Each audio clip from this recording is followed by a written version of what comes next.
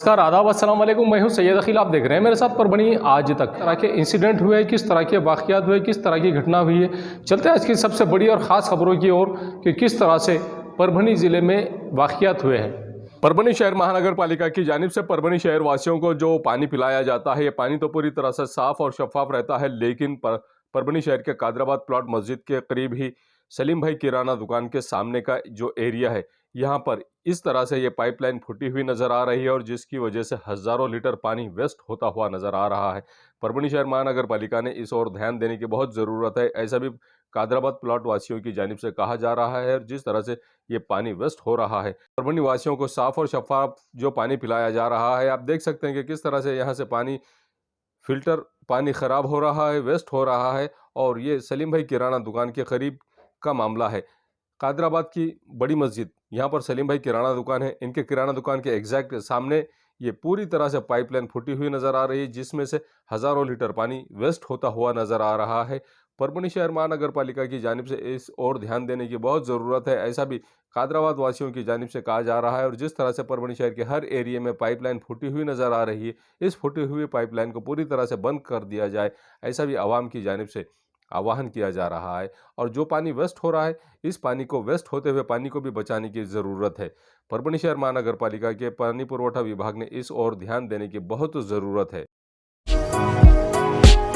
30 सितंबर 2022 को वाशिम राष्ट्रीय महामार्ग 161 पर वाशिम हिंगोली महामार्ग के बीच नवनिर्मित टोल बूथ पर एक बना शेड अचानक हवा के झोंके से जमीन पर गिर गया है। इस बीच कोई वाहन न होने के कारण इस एक बड़ा हादसा होने से टल गया है, लेकिन टोल बूथ के कामकाज पर सवालिया निशान आकर खड़ा हो गया है। और अगर वाहनों का अगर आना जाना यहाँ से शुरू रहता था तो ऐसी सूरत में एक बहुत बड़ा हादसा हो जाता था। टोल से पैसे तो सरकार वसूल रही है, लेकिन रख रखाव की ओर ध्यान सरकार का नहीं है, ऐसा ये इस नज़ारे से समझा जा सकता है। वाशिम हिंगोली महामार्ग का टोल नाका ये कनेरगांव नाका यहाँ पर है और लगभग हिंगोली से 20 से 22 किलोमीटर की दूरी पर यह आता है। कनेरगांव के करीब ही इस टोल नाके को बनाया गया है। महामार्ग 161 पर यह टोल बूथ बनाया गया है। और जिस तरह से आप देख सकते हैं कि इस टोल बूथ का नुकसान हुआ है, ये पूरी तरह से निस्तो नाबूद हो गया है। यहाँ पर आवाजाही पूरी तरह से बंद हो गई है। किसी तरह की कोई वाहन यहाँ पर ना होने की वजह से ऐसी कोई दुर्घटना यहाँ पर नहीं हुई है, लेकिन अगर यहाँ पर वाहन होते तो कितना नुकसान होता, ये सोचने की बात है। इस टोल बूथ पर 7 से 8 ऐसे लेयर बनाए हुए हैं। इन टोल बूथ पर पूरी तरह से किसी भी लेयर में कहीं कोई वाहन ना होने की वजह से कोई बड़ा हादसा तो नहीं हुआ है, लेकिन ये जिस तरह से शेड गिर गया है, इस शेड के गिरने की वजह से कितना नुकसान हुआ है आप खुद ही अंदाज़ा लगा सकते हैं कि सरकार किस तरह के कॉन्ट्रैक्ट दे रही है और किन कॉन्ट्रैक्टरों को ये कॉन्ट्रैक्ट दे रही है, किस तरह का ये लोग काम करते हुए नज़र आ रहे हैं। आप ये भी देख लीजिए। अब यहाँ पर जब यहाँ नेशनल चैनल के प्रतिनिधि पहुंचे तो इन लोगों ने भी इस बात का जायज़ा लिया और आवाज़ उठाई कि ऐसी सूरत में अगर यहाँ पर वाहन होते तो वाहनों का कितना नुकसान हो जाता, और अगर यहाँ पर वाहन होते तो जाहिर बात दोनों भी तरह का नुकसान यहाँ पर हो जाता था। मुमकिन है कि इस ओर सरकार ज़रूर ध्यान देगी और ऐसे हादसों से बचाने की जनता को कोशिश ज़रूर करेगी।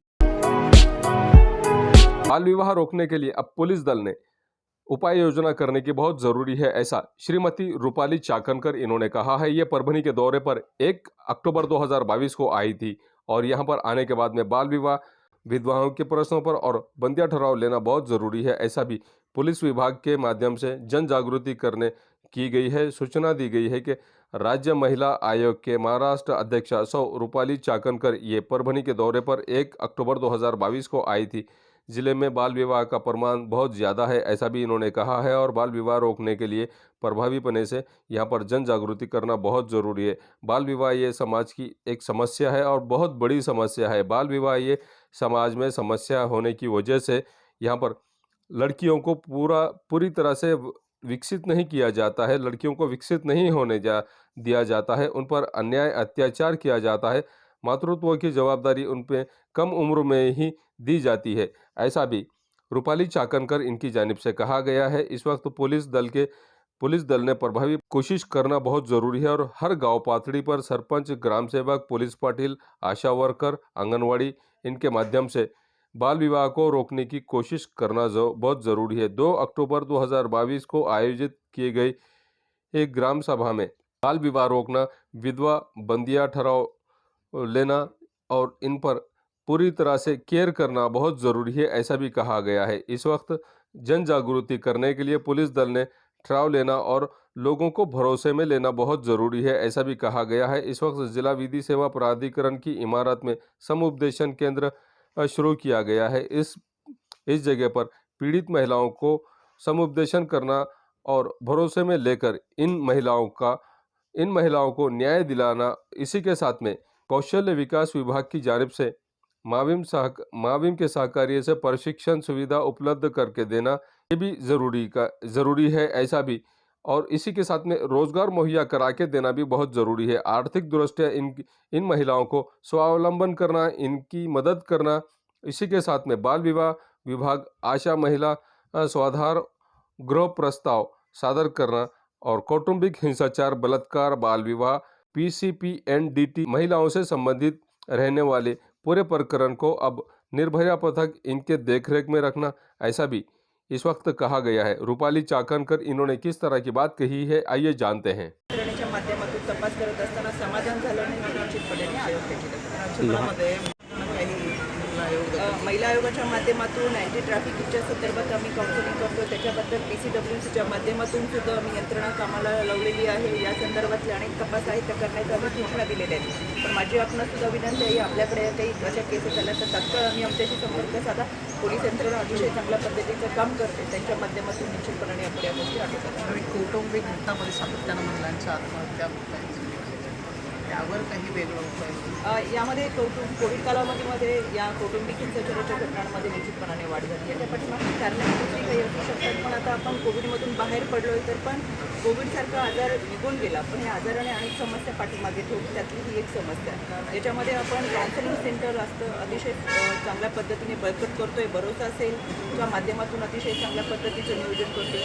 कोणत्याही कौटुंबिक हिंसाचाराची केसेस या भरोसा सेलमध्ये आल्यानंतर त्यांचं काउन्सिलिंग करणं आणि काउन्सिलिंगच्या 3-4-5 स्टेप्स आपण देतो, जेणेकरून दोन्ही कुटुंब एकत्र येतील आणि कुटुंब विभक्त न होता एकत्र राहून कुटुंब व्यवस्था टिकली पाहिजे, त्याच्यासाठी भरोसा असेल अतिशय चांगल्या पद्धतीचं काम करतात। भरोसा सेलच्या माध्यमातून अनेक कुटुंबांचा त्यांनी संवाद केलेला आहे आणि कुटुंब एकत्र येतात, त्याच्यामुळे भरोसा सेल उत्तमरित्या काम करते। पण समाजाची पण मानसिकता आपण पाहिली पाहिजे, समाजाने पण स्वतःची मानसिकता बदलली पाहिजे। खरं तर कायदा सुव्यवस्था हे सगळी आहे, पण ज्यावेळी जन्मदाता बाप मुलीवरती बलात्कार करतो तेव्हा उंबऱ्याच्या आत कायदा काय करणार हा एक प्रश्न, म्हणजे अंगावरती शहारे आणणाऱ्या घटना आधी घडतात। त्याच्यामुळे आता माणसाला स्वतःच्या संस्कारांची गरज आहे, स्वतःच्या जाणीवेची गरज आहे, नातं काय याची गरज आहे। पोलीस यंत्रणा त्यांच्या पद्धतीने काम करतेच आहे, कायदा त्यांच्या पद्धतीने काम करतोय। कायद्याच्या चौकटीतून आरोपीला शिक्षा आणि पीडितेला न्याय देण्याची राज्य महिला आयोगाची भूमिका आहे, ती आम्ही निश्चितपणे पार पडतोय। पण ज्यावेळेस नराधम बाप स्वतःच्या मुलीवरती बलात्कार करतो त्यावेळेस निश्चितपणे अशा माणसांना समाजामध्ये जगण्याचा निराण्याचा अधिकार नाहीच आहे, पण त्या अशा घटना घडूच नाही त्याच्यासाठी प्रत्येक माणसाने खरं तर एक वैचारिक भूमिका असली पाहिजे, संस्कारक्षम विचारांची जाणीवेची गरज असणं महत्त्वाचं आहे आणि म्हणून समाजाने सुद्धा स्वतःची मानसिकता बदलली पाहिजे। अशा गोष्टींसाठी समाजाने एकत्र येऊन काम करणं फार महत्त्वाचं आहे असं मला बारिश के दिन खत्म होते आ रहे हैं और वापसी का पानी, परतीचा पाऊस जिस तरह से हो रहा है। 1 अक्टूबर 2022 को परभनी शहर में जो अचानक पानी आ गया है और बारिश वापस की रिटर्न बारिश जिसे कहते हैं ये शुरू हो गई। अचानक पानी आना और अचानक पानी आकर मूसलाधार बारिश होना। मूसलाधार बारिश जिस तरह से होती हुई नजर आ रही है, आप देख सकते हैं कि ये परभनी शहर के मदीना पार्टी के पास का एरिया है। जब हमारे प्रतिनिधि इन्होंने यहाँ पर शूट किया है कि किस तरह से यहाँ पर हवाएं चल रही हैं और ये पानी स्पीड से आता हुआ नजर आ रहा है। ये पानी वापसी का पानी है, इसे वापसी का पानी कहा जाता है। पानी बारिश के दिनों के आखिरी दिनों का ये पानी है और आखिरी दिनों का पानी इस तरह से आता है। ये भी आप नज़ारा देख लीजिए। दोपहर में 2 बजे के करीब, ये 1 अक्टूबर 2022 को दोपहर में 2 बजे के करीब इस तरह की बारिश हुई है और परभनी शहर के अलग अलग एरियो में ये बारिश हुई है, जिसकी वजह से लोगों का खासी नुकसान भी हुआ है। कहीं झाड़ की टहनियाँ भी टूटी हुई नजर आई हैं और कहीं पर लोगों का नुकसान भी होता हुआ नजर आया है इस बारिश के पानी की वजह से। और अचानक बारिश होने की वजह से, स्पीड की वजह से कहीं पर इलेक्ट्रिक पोल के तार भी टूट गए हैं, कहीं पर नुकसान भी हुआ, कहीं पर लोगों के घरों के कनेक्शन भी टूट गए हैं। ऐसा भी यहाँ लोगों का नुकसान हुआ है। आप ये देख सकते हैं कि किस तरह से इस बारिश की पानी की वजह से लोग जहाँ के वहाँ रुके हुए नज़र आ रहे हैं, और ये वापसी का पानी हमेशा ही हर साल इसी तरह से आता है। जिस तरह से ये पानी आ रहा है, अब इसके बाद ये वापसी का पानी कुछ ही दिन के लिए है, इसके बाद बारिश का मौसम पूरी तरह से बंद हो जाएगा। आने वाले 7 अक्टूबर से अब सर्दी का मौसम शुरू हो जाएगा। पाथरी की एक 20 वर्षीय महिला पूजा गिरी, ये जब 1 अक्टूबर 2022 को परभनी शहर के परभनी के सामान्य अस्पताल यहाँ पर डिलीवरी के लिए इस पेशेंट को लाया गया, तो यहाँ पर जिला सामान्य अस्पताल प्रशासन की जानिब से गया नज़रअंदाज किया गया। यहाँ की डॉक्टर्स की टीम को लाखों रुपये इन्हें पेमेंट है, और पेमेंट होने के बाद में ये जनता की किस तरह से सेवा करते हुए नजर आ रहे हैं। आप इस और देखने के बाद आपको समझ में आ जाएगा कि यहाँ पर पेशेंट तो हम लेकर आते हैं और बहुत ही जिम्मेदारी से पेशेंट्स को लेकर आते हैं, लेकिन जिला सामान्य अस्पताल की जानिब से किस तरह से पेशेंट्स के साथ में इनके जज्बात से खेला जाता है और इन्हें इनकी जान जोखिम में डाली जाती है। आप ये भी नज़ारा देख लीजिए कि यहाँ पर ये डिलीवरी वार्ड के सामने का एरिया है। यहाँ पर पूजा गिरी नामक एक 20 वर्षीय महिला को एडमिट किया गया था। सुबह के 11 बजे के महिला को एडमिट किया गया था डिलीवरी के लिए, लेकिन इस महिला की मौत हो गई है, इस महिला की मृत्यु हो गई है।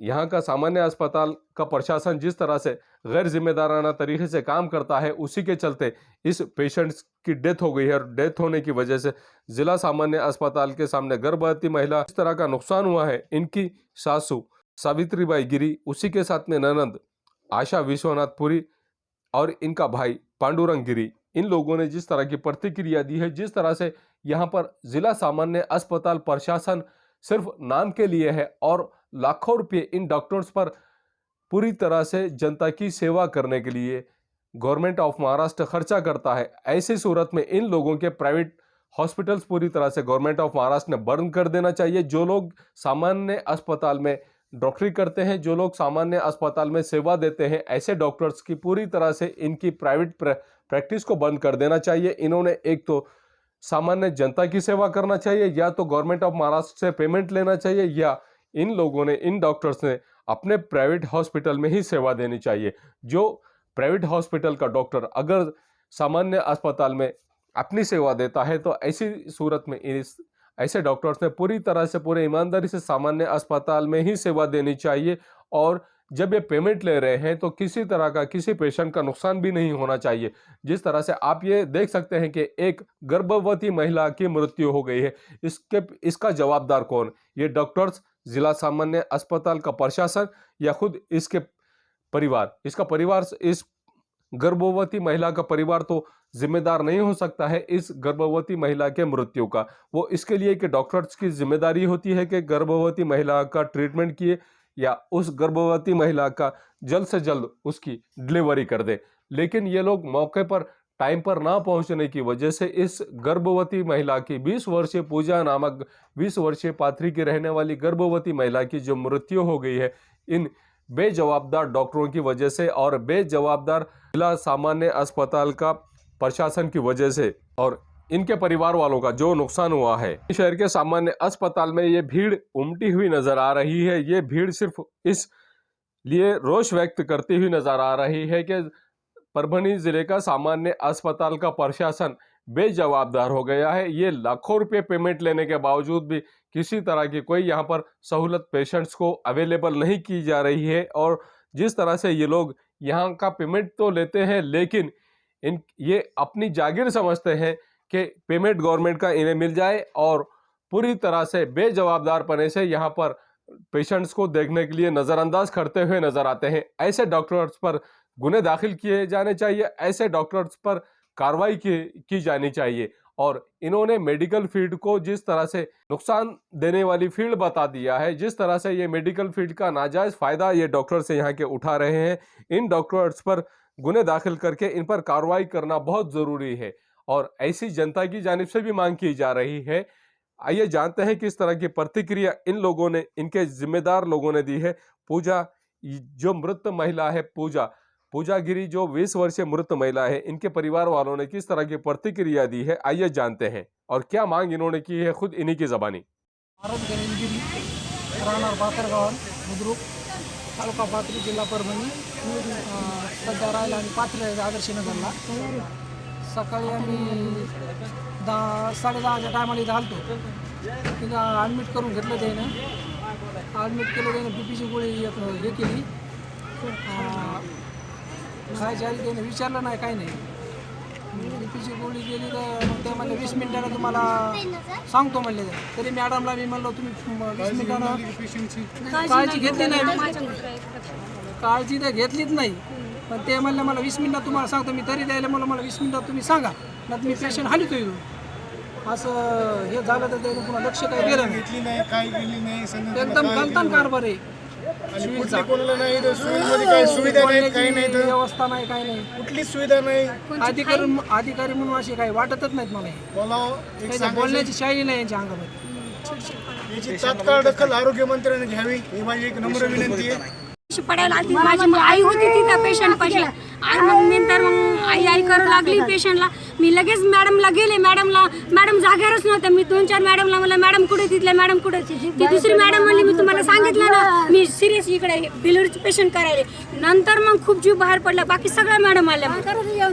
बाकीच्या खूप आल्या मॅडम सगळ्या बाकी मग मिशनी वगैरे सगळं काय लावलं पुन्हा काय लावलं सगळ्या जीव गेला सगळं लावलं त्याला तपासून सगळे आखी पूर्ण डॉक्टर लोक आले पण काय करायचं उपयोगच नाही ना जीव बाहेर पडल्यावर सगळे मोठे डॉक्टर काहीच उपयोग नाही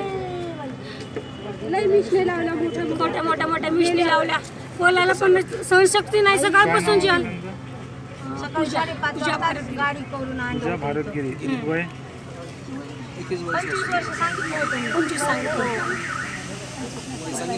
चौकशी करावं मॅडम जर नाही आल्या तर आमच्या मेंबर्सची चौकशी करावं सुविधा झाल्यात का पुरवल्यात का काय राहिलं होतं का सगळी चौकशी करावं त्यांना माझी विनंती कलेक्टर मॅडमला तुमच्या मार्फत कलेक्टर मॅडम जर नाही आल्या तर आम्ही घरी जाऊन मुख्यमंत्र्याला की तात्काळ दखल घ्यावं आणि सिव्हिल हॉस्पिटलला चांगल्या सुविधा पुरवाव्यात जेणेकरून कुठलंही पेशंट इथं मयत होणार नाही त्याला चांगली सुविधा मिळेल तिथं चांगलं होईल